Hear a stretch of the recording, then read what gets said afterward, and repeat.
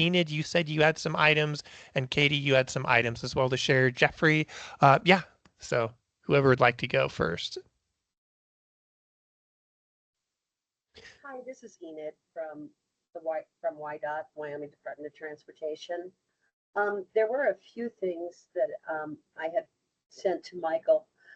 You have to excuse me, my allergies are bad today. We've got smoke from lots of fires down in our area. But one thing I did, I sat in on a meeting today, the 508 Accessibility Government webinar, and I was hoping I could sit through the whole thing, but I kept having people come and interrupt me.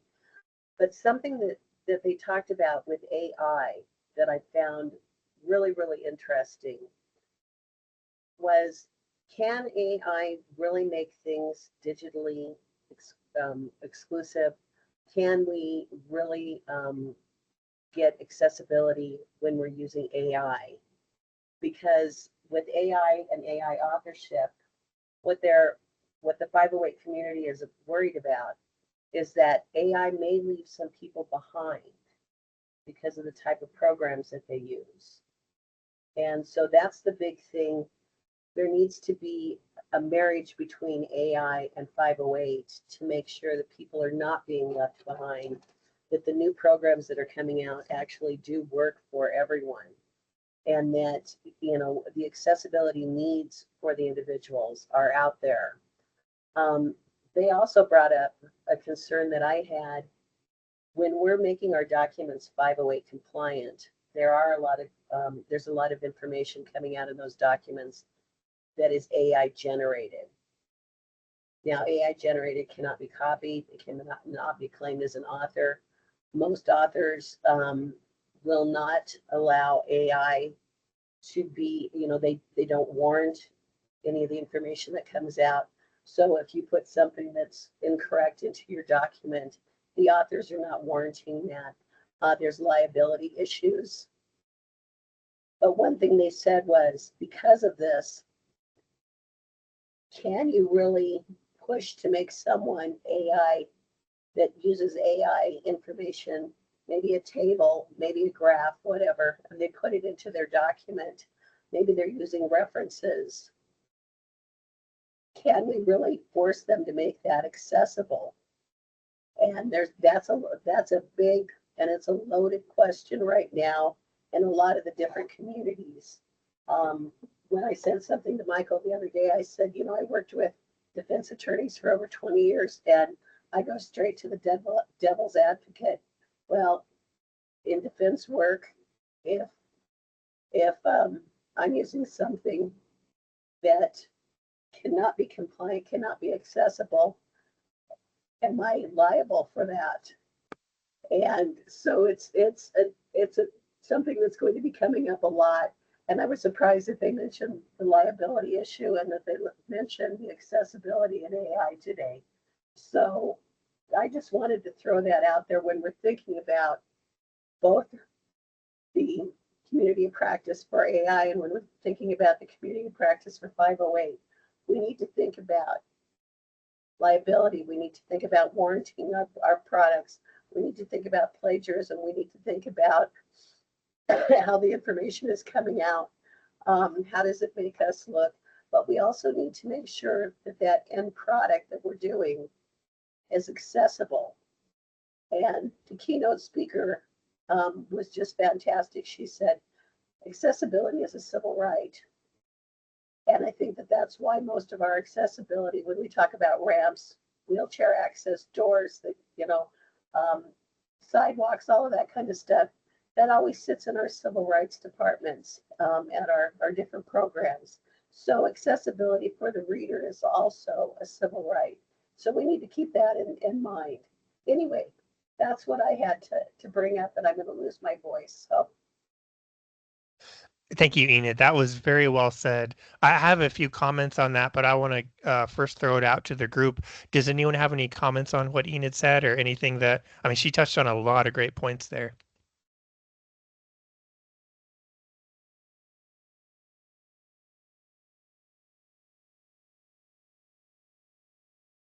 Well, as we wait for comments, I did have one thought. So, isn't no matter where someone gets something, if they're putting it into a document, especially if it's in the contract language, isn't the onus of making it compliant always going to be on them? Like they may have a third-party program generate an image or a figure, for example, or a table, and but if they're the one putting it into a document, whether it's AI or not, wouldn't they still be contractually obligated to ensure it is accessible? I think at least that would be how we would have it in ours, but I'd have to go check.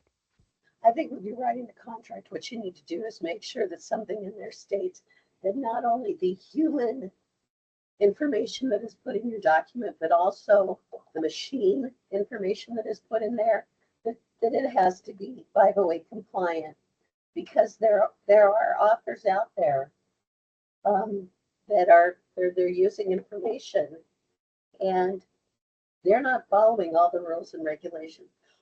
Excuse me. Um, and like I said, I play the devil's advocate because that's what I did for so many years. Why do we have, if I'm using AI to write a document, why do I have to make it accessible? It's a machine. Shouldn't the machine be the one that has to do it? So there's that argument.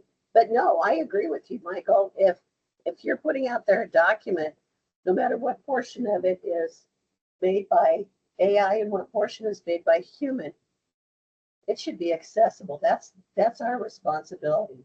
And that's the language we have in our contracts, no matter who writes it. Number one, they can't be an author if it's AI. Number two, they can't copyright it if it's AI. But they do have to make it accessible, whether it's the human author or the machine author. Go ahead, Katie. I see your hand up.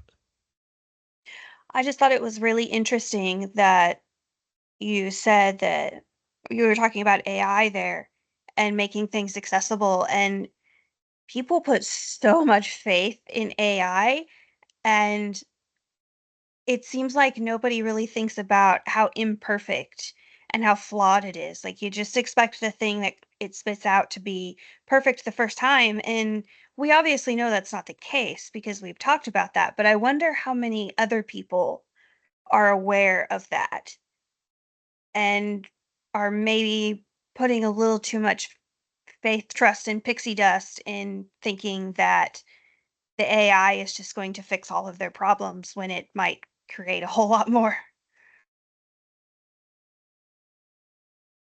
Yeah, well said. I Go ahead, like Jeffrey. I like the faith, trust, and pixie dust. You're so right.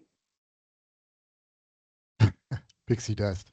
Um, but yes. Oh, now I was gonna forgot what I was gonna say. Your pixie dust has clouded my mind. Um, Mission accomplished. mission accomplished. The thing I was gonna mention was that every time I've noticed someone who's truly a professional in the field and uses AI, they notice right away where the AI fails, and they try and use it in a way so as to supplement what they're doing, but they also know firsthand that AI is not a very good substitute for their own work. I'm mainly talking about programmers. A number of programmers who I know have try to use AI in their field, and they have to constantly take whatever output it is and then either refeed it through the AI and say, no, you got it wrong. No, you got it wrong. Do it again. Or they take just the raw output and then fix it themselves. It works best for a programmer when they do it on a small scale and not like, write this entire game all on your own. And, but instead it's like, fix this one formula. Then it works best for them because then they can see where the AI got it wrong and fix it up themselves.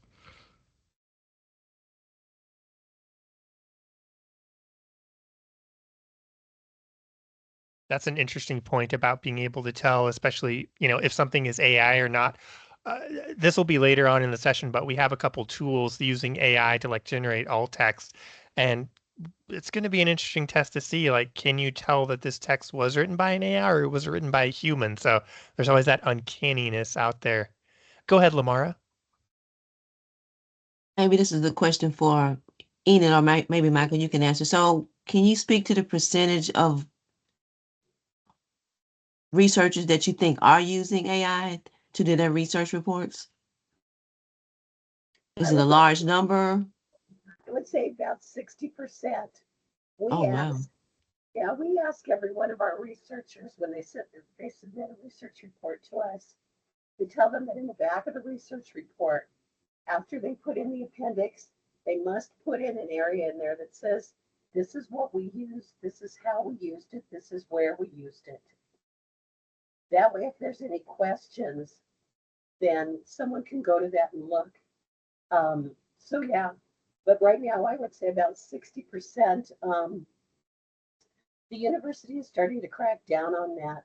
So I think the number is going to go down from there. But right now we're right about 60.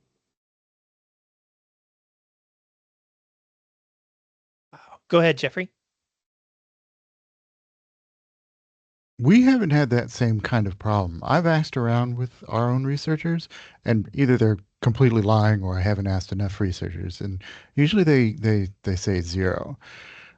And I think the reason might be in the future too.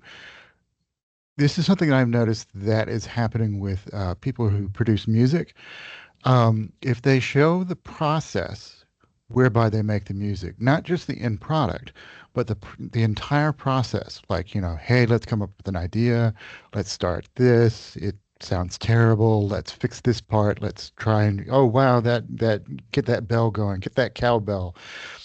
And they continue to, you show the process, it makes the music itself, the final product, much more interesting, but also it proves to anyone in an audience that this is not AI generated, that this is not machine generated in any way. And so it not only enhances the process, it also keeps it clean. And I think that we're kind of doing the same thing or could implement the same thing with research papers. Show us what you're doing at every stage so that when you see the field notes, when you see the initial portions of the report and the stages of how you are writing your report, that might be a way to weed out people from using AI too much. Although they could probably just take the final product and then generate that from all of their field notes. But I think the way, there could be a clever way in there to make sure that that doesn't happen. I think our numbers are really high because we do have a lot of foreign students that are working at the university, and English is their second language. Plus, they learn that ChatGPT is their friend, and it's a lot more often. But Grammarly, they'll take a whole chapter and throw it into Grammarly to have it checked for any number of Oh, things, so you're including something like, which is a big, big, big, big no-no. If you're going to use Grammarly, go, I didn't maybe, realize that. Okay, yeah. yeah, no, no, and we do have a lot of foreign students that are graduate students that are working in the Department of Engineering, and three-fourths, well, maybe 80% of our contracts come from the university. So we deal with a lot more foreign students. That's interesting. And I wonder if some folks are even lying, saying they're not using AI when they actually are. I know, Jeffrey, you mentioned your rates are pretty low. I'm wondering what our rates would be. We've seen it so prevalent in the education sector with students using it to write their papers. And I think we've also been seeing it more and more just in academia in general. You'll see journal articles on Elsevier or other, Sage publishing where they mistakenly include the AI prompt in that peer-reviewed journal that shows up on the website, and they've been having to pull stuff down because it's AI generated. And so I'm just wondering how many folks are actually being honest with their self-reporting versus, I don't know, Enid, I really love the idea of having contract language in there saying, show us how you use AI and where it is in your research paper. I have a feeling I don't think we have anything like that in our DOT, but I think that's something we definitely need to include. Well, you know me, Michael. I have contract language for everything.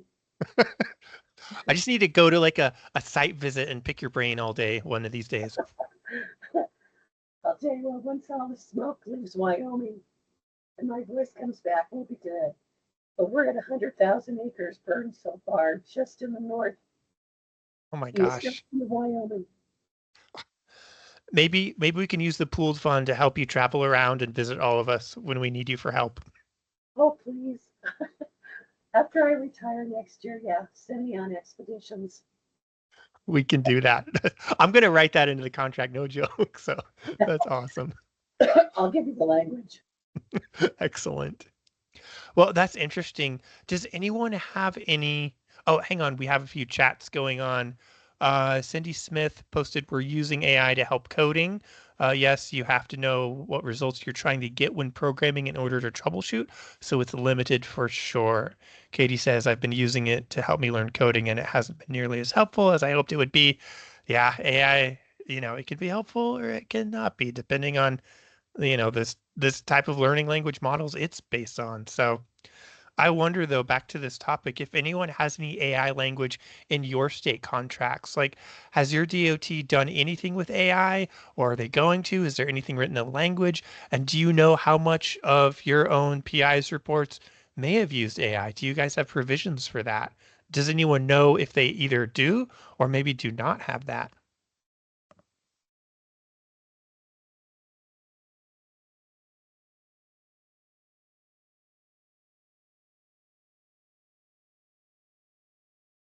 Well, this is Cindy again. We've kind of cribbed TRB's policy. Like you've got to disclose it, I guess. I'd have to look it up specifically, but I'm not sure about how many are. That's a good question, and I may need to find that out. Interesting. Oh, I wasn't aware. That does make sense that TRB would have a policy. Yeah, maybe we need to steal from that too. TRB, which is SAGE, in order to publish something in the TRRs, you actually have to set out what AI you used and how you used it. Elsevier also has the same thing, and the community of ethical publishers, I can't remember, publication ethics. Anyway, they have language too that says you must set out what's human based and what's machine based. So publishers are actually moving to that. And because 100% of what we do has to go into there's a P, and because I'd say probably 90% of our authors put things into either the TRRs or into one of the Elsevier publications, they just have to, your contractors have to get used to it. They're not going to get published if they're not forthcoming with this information. Wow. Yeah, sounds like a really robust contract. Oh, like I said, I used to write contracts for 20 years. You can have the land, you can have the table, you can have the kids. I can write them all. Cindy posts our contracts at Mississippi DOT are work for hire, so we can put requirements into research contracts and or master agreements with some flexibility. That's cool. Yeah, that's what our lawyer said. The work for, I know it's obvious a contract is hiring somebody to work, but that's some kind of legal concept, and Enid probably knows what it means. Yeah, there's a big difference. You either have independent contractors or you have work for hire. There's different laws and regulations for both. So Okay. if you have an independent contractor, it's one thing. But if you have work for hire, that means you actually are their employer and you're responsible for the things that they do. An independent Right. contractor, on the other hand, there's less liability and less responsibility. Yeah.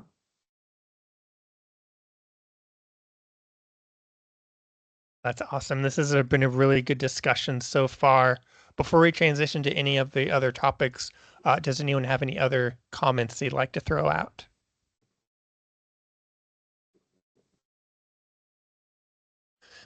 If not, going back to our previous discussion, we had been talking, the 508 group had been talking with the AI group about potential topics to cover. I know, Enid, you'd posted some like AI watermarking and accessibility readers, having AI's output as simple text level, advancements putting visually impaired individuals at a disadvantage, and then AI programs for alt text. I know, Katie, you had mentioned you may have some programs for that, and also AI and better accessibility for programs for those with visual impairments. And I know there's a few programs about that that we can get into. I'm not sure if anyone from the AI community of practice wanted to speak on any of those topics, or either Katie or myself, we have some things we can share our screen with. I can start it out. AI watermarking is a big thing because depending on the screen reader that is being used and the different accessibility readers, if when you insert AI into a document, excuse me, there's some watermarking that goes on. Some AI, some accessibility readers will actually jump over that. So your sentence may start, the concrete cures at, and then you pick something up from a paragraph, whatever. It may jump over that whole section and it may jump down to the next part that says, and roads and bridges should be. So you have to be really, really careful with that watermarking. There's ways to remove it, but when you remove it, then you kind of take that AI footprint out of your document. So that was the first one that you mentioned. Um, the second one is having AI output as simple text level. Sometimes that's impossible. And as we all know, for 508 compliance, you really should do plain language if possible. So you should write it to the age. Usually they say fifth grade, sixth grade is a good starting point. But when you're writing these technicals, you need to write at a higher grade level. But you have to be really careful um, because AI may automatically dummy it down, or they may kick it up to the next level that you don't want it to be. So those are some issues with the plain language. Um, AI can put, like I said, visual impaired individuals at a disadvantage. Again, back to the watermarking, your alt text is a big, big issue because alt text programs look at a picture and they interpret it the way they think it should be interpreted, not the way you. So I tell my people, read it. If you're going to use that, that's fine. But then you have to go back and read it. Some AI programs in their alt text section will only put um, text automatically inputted. What does that mean? For someone who's visually impaired, they can't, then it doesn't put anything else in there. So there are a lot of issues with alt text. And, that's our biggest thing with 508 is making sure that we're letting the visually impaired individual know what your graph says or what your graph looks like, what your picture looks like, what your figure looks like. Those are the main things. And if you're using AI, excuse me, for all text, you may want to talk about a guy in a red shirt, and he may talk about a guy in a red shirt on a bridge, which has nothing to do with your report.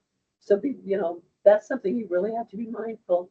The Section 508.gov community is really, really pushing to stay away from AI programs if you can, or if you use them, someone has to read every single one of the alt text to make sure that it comes out correctly.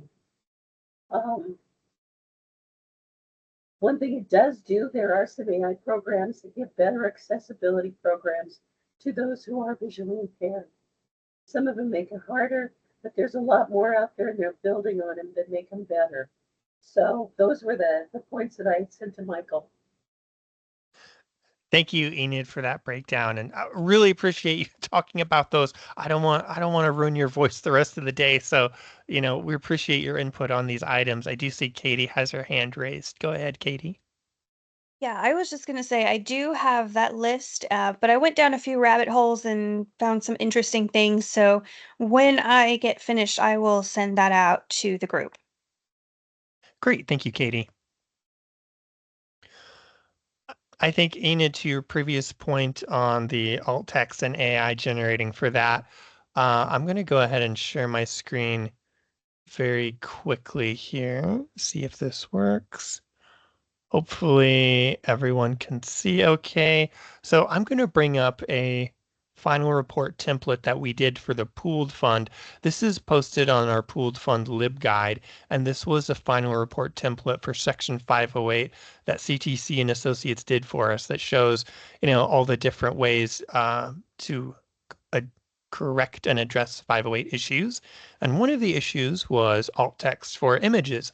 And so this is an image that they created and sample alt text for that image.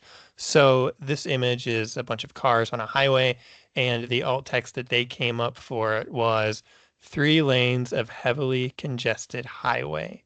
And so I took that picture and decided to put it into one of the many free AI apps that are out there. This one is free AI image alt text generator. Like, you can literally Google and find a million of these free things out there that you can, put your images into. And it came up with 3 interesting descriptions for this image. And each one kind of carries on the same theme. The descriptions include various parked cars alongside a busy road. Notice in this first description it says a row of various cars parked along the side of a road. And these cars would not necessarily be in park. They may be not moving, but would it be fair in all text to say this is a scene of parked cars? Personally, I don't know if I would describe it that way. It kind of carries on that theme of cars being lined up on the roadside. And it even provides a little bit of commentary, saying illustrating a common scene of urban parking and traffic management. I don't think I've seen an AI tool yet use something like this to provide like social commentary, like, oh yeah, this is a typical scene of traffic management. Like, that's that's interesting that it would go above and beyond like that. And then the last description, a collection of parked vehicles along the road, depicting a typical street view with multiple cars at rest.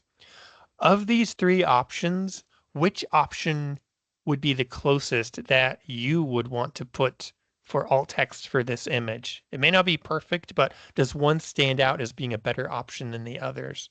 Or are they all equal? I I don't, don't really like any of them. you keep saying parked. They're parked, these cars aren't parked. They're leaving Florida. They're evacuating. Oh my gosh. Yeah. Yeah, Yeah, they very well could be. Yeah. so there's so many different, they're coming back from the football game, the baseball game, the basketball game. Those cars they're not moving, but they're not parked. Hmm. Yep. Let's see if we click on more like this. Let's see if it does anything else. If it adds any extras. Again, parked, lined up on the road's edge. Kind of very awkward language depicting a common sight in city environments. Yeah, these aren't really great. Oh, but you can pay a subscription and maybe get better options. So yeah, I think always be wary. So there's another one that we tried, AI alt text generator, alttext.ai, and their description was traffic jam on a highway with multiple lanes of cars lined up closely, stretching into the distance under a cloudy sky. I didn't even notice if there was a cloudy sky. Let me go back and check. Oh, it doesn't even show that there's clouds. So it's what would this be, a hallucination then, that it's just making up, oh, there's a cloudy sky. So yeah, someone may say, oh, this looks good enough, and not register that is completely adding in information that wasn't even there in the beginning. So yeah, has anyone used these kind of programs for your reports? I have not. I'd just rather, people do it themselves. It sounds like you, in my comment, you'd spend a hell of a lot more time than just putting something common sense in there. But Yep. Like I said, our contractors do, but I'm trying to really, teach them to stop doing that. Because like Cindy said, it takes more time. And you've got to look at every one of them anyway. that's right. Yeah, and like I said in my we have a lot of very technical materials oriented studies. There's no way if it can't generate something for 3 lanes of congested traffic, there's no way in hell it's going to be like resilient modulus on Mississippi, whatever, Oh, results for whatever. spot on. Yeah. For the way more technical stuff, that's a brilliant point. Maybe someday, but not now. To that end, that's a great segue because it's like, okay, well, what's it going to do with like a chart or more, nothing that is quite so heavily dependent on showing images of something, but what's a chart or a graph going to look like? So we took this chart or this figure, expenditures by quarter, and took a look at what the alt text was going to say for that. And it's saying chart illustrating quarterly expenses, visual representation of expenses divided by quarter, and then graph displaying quarterly expenses. Honestly, it looks like it's just pulling from the text that it's been able to OCR and pull from that. Would anyone find this an acceptable alt text for this image? I can't really see the image. I'm too old. Sorry. Oh, let me zoom in. Let me zoom in. Here we go. There we go. That might be a little better. So just I, kind of a pie chart there. I find Yeah. it unacceptable because it doesn't go into and say what the legend is. Mm-hmm. That's a good point. I think depending on the author's intent, if this was meant more for like an illustrative, here's an example of the types of things shown by this image, or if the author is wanting the reader to know exactly what the percentages are and what the legend is, yeah, then this alt text probably would not be sufficient. So I think there were a few more tools that like Microsoft is coming out with Azure AI services that's creating more AI tools for alt text and things like that. And there were a few other tools. Katie, did you have any tools or anything you wanted to bring up, or will that be coming in the email you'll send afterwards? That will be coming in the email, and I think we hit on a few of the same things. Oh, cool. Okay. Awesome. Let me go ahead and share a few more things very quickly. So I know one comment mentioned helping people with visual disabilities seeing more. There's a lot more apps that are coming out on the phone, for example, from Microsoft and from Google as well. Seeing AI is an app that you can download where you can put it over anything with a text, anything with text on it, and it's going to read it out to you.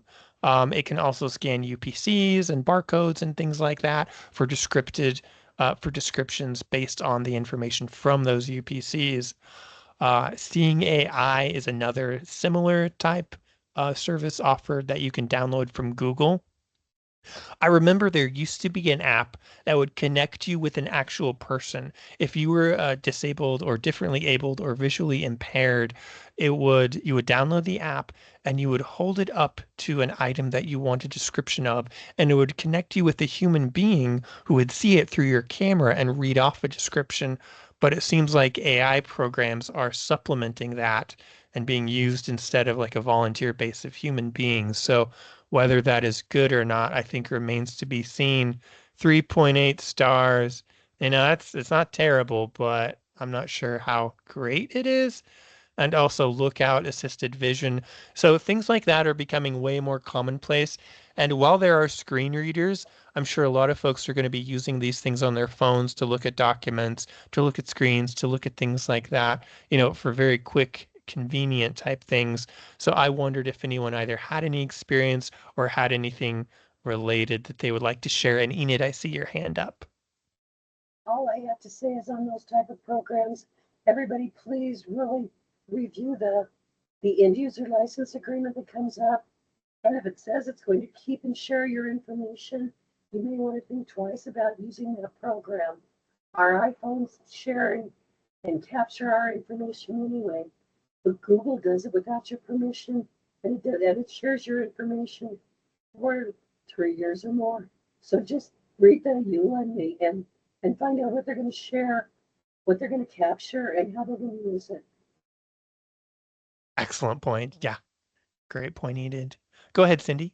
I've used the reader on an iPad, like if I have a Kindle book or something, and I've used the one on the Kindle. If I don't have I subscribe to Audible, and I'm not really visually impaired. I just like to read and drive at the same time, which is probably hazardous if you're not using some sort of Audible thing. So anyhow, so the one on the iPad is okay, but that's kind of a related thing. It'll just read whatever is on the screen.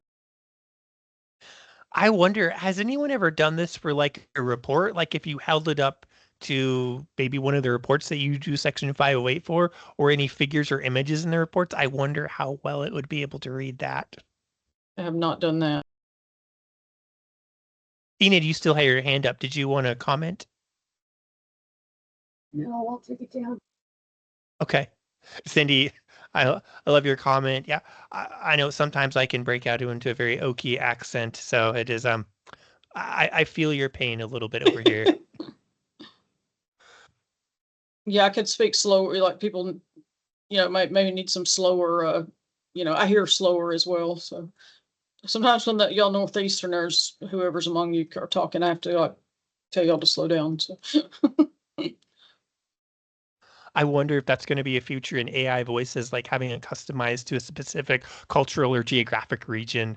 That would be interesting because a Boston accent would be very different than a Southern California. So yeah, that would be well, interesting. there was an assistive thing that one of our employees who's in a wheelchair had, and I can't think of the name of it, that you could like tell your computer commands, and it had a Southern option. I cannot think. It's Dragon maybe, something like that. But it had a Southern option. Interesting. Interesting. Cindy, it is Dragon. I want a Scottish accent though. I'm sure we can find one. In the UK, I think they would have to have something. Oh, that would be Oh yeah. interesting. Yeah, you'd have to, because that's hard to understand for me anyway. Well, we're going down a fun rabbit hole now. I think maybe we can have a list of programs we can customize Yeah. for. Let's have someone read our reports in like a thick, Scottish. That would be great. Pirate. Oh, Jeffrey. Yep. Pirate. Yep. That would be great. Captain Jack Sparrow. Yep. Ah, that's good. All right. Well, moving along, does anyone have any other comments of any tools that they've tried out for Section 508 or anything they'd like to share? Is your office or department looking at using any assistive tools, or is this even just not yet on the horizon yet?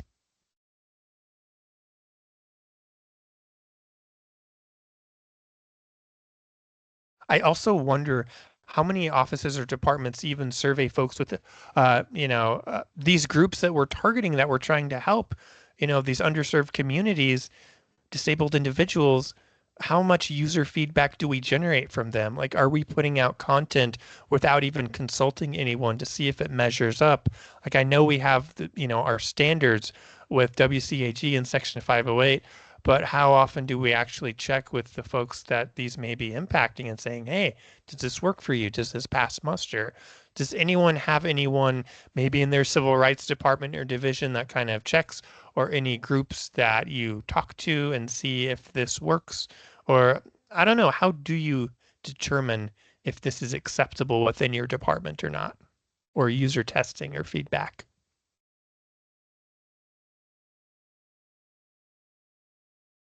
Not that I'm aware of.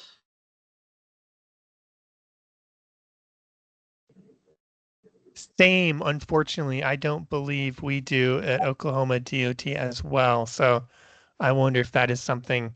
Oh, go ahead, Enid. I think if everybody would get a hold of their civil rights department, that would really help out. Our civil rights department in the past has just been basically about the physical, and they knew that this was out here, but they weren't aware. So we've started working together so that they now understand better what Section 508 is, what has to be out there, what we need to do for our websites, what we need to do for different documents that we're putting out there, and how we can become accommodating for those that are visually impaired. So I think if you sat down and really talked to, most DOTs have, or universities, whatever, have a civil rights department. That's where I would start. Thank you, Enid. That's great advice. Yeah, we may want to set up a meeting for that within ours because we always like to think we're doing great with our Section 508, but it's always good to have an extra, professional set of eyes to make sure and confirm that.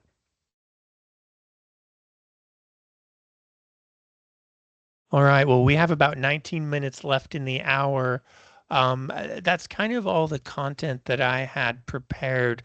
So if anyone else has any other questions or topics that they'd like to throw out, please do. We have 19 minutes left, unless you'd rather conclude early. Either way works for me. So yeah, any questions, comments, or anything else relating to AI or Section 508 that you would like to have this group addressed, since we have both communities of practice here today? Y'all have motivated me. I'm going to email my PIs and remind them about 508 and ask them about their AI use and remind them of that as well. Fantastic. Yeah, me too. I'm kind of very curious about how much we do on our end. So.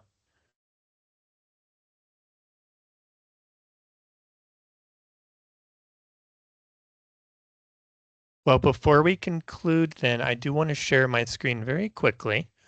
We have another webinar coming up. Some of you may have attended the last webinar back in September about Section 508 training. We have another one coming up, Session 2, on October 22nd from 11 a.m. to 12 p.m. Central Time. And this is going to be more of a free-form Q&A section, which is going to talk about Section 508 requirements, including detailed discussions of accessibility practices and an in-depth opportunity for questions and answers. So you can see an agenda posted down below, including where to find session 1 content, summary of key items, tips for success, and based on questions submitted after session 1. I hope everyone did have a chance to submit questions to our consultants that they'd like answered. If you haven't, there's still time to send them an email or shoot me an email if you have any burning Section 508 questions, and I can pass that on to them. I'll email this agenda out to the group after this meeting, and I'll also send a reminder over TrainLib if anyone would like to register and or view the session 1 recording. I think it's going to be well worth the time to invest, at least to see the recording afterwards and see a good, robust Q&A session. So that should be exciting. All right, thank you, Cindy. I appreciate that. I see in the comments.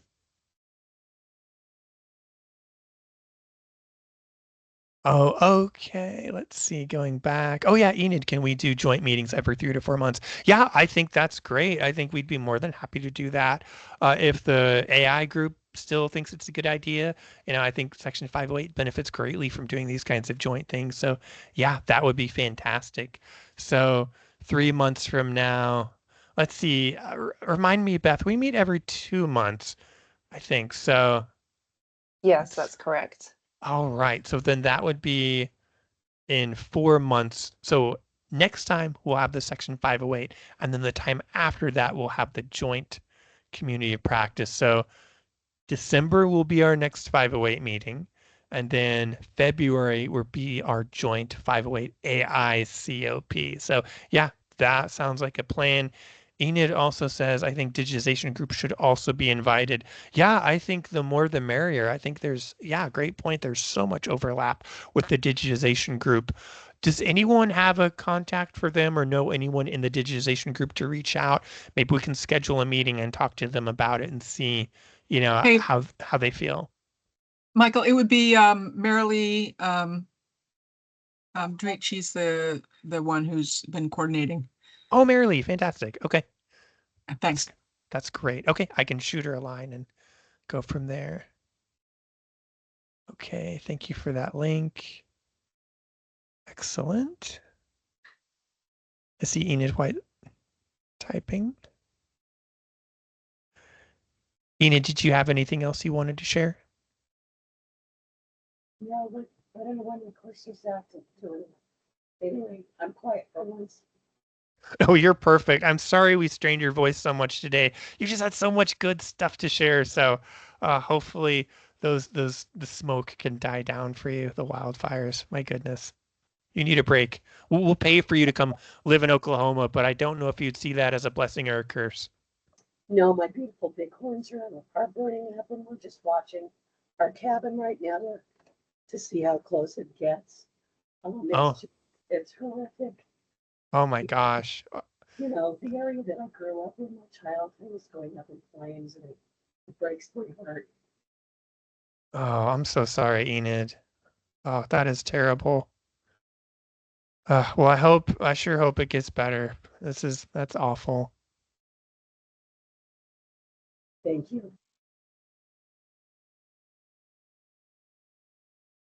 All right. Yeah, Cindy posts fingers crossed for you, Enid. Yeah, we'll keep you in our thoughts and our prayers and just hope everything works out. That's terrible. I'm sorry, I missed my thing blink. What happened with Enid? I'm sorry. Oh, we have wildfires going on in the northern part of the state. There's one up in the Bighorn Mountains outside of Sheridan right Mhm. now, and that's where I grew up. And Oh, we have cabins up there in the mountains, and it's just oh, it's over 100,000 acres. Outside of Yellowstone, there's a fire going right now too. We need snow. We need snow bad. okay. Fires are just, and they're spreading so fast. It's, towns have already been destroyed, so it's, Mm, you know, but the well, smoke is bad. That's why yeah. we get snow. I mean, we're 300 miles away, and we got smoke from both fires coming into town. Well, I hope everything calms down, if that's possible. Yeah, I'm praying for snow this weekend. We're supposed to get some, so I hope they get dumped on. Well, stay safe, Enid, and do keep us posted if anything happens and let us know if there's anything we can do either way. So just stay safe up there. All right. Well, I think that's going to do it for our meeting. We'll go ahead and let everyone out early unless anyone has any final comments or questions they'd like to share. And as always, please feel free to drop us a line if you have any topics or questions you would like for consideration to address at the next COP. Typing my email down in the chat below. It's mmolina@ou.edu. If anyone has any questions, just let us know and we'll review that. So look forward to meeting everyone next time in December before the holidays. So in between, hope everyone has a safe time and a good Thanksgiving and see everybody next time. Thank Bye bye, you. everybody. Thank you, Mike. Bye.